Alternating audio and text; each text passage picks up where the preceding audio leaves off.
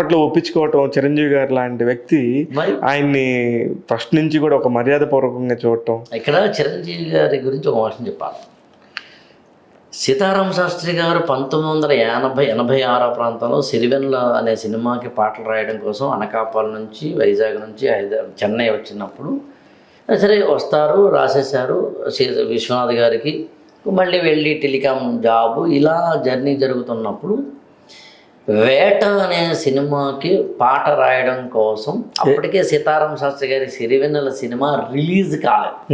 1986 మే 20న release అయింది cinema. అవును, ఆయన పుట్టినరోజు నాడే.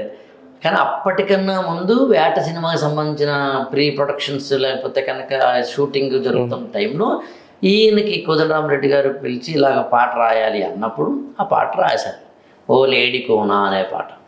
అది కూడా పాపం సీతారామ శాస్త్రి గారు ఆ సంస్కృత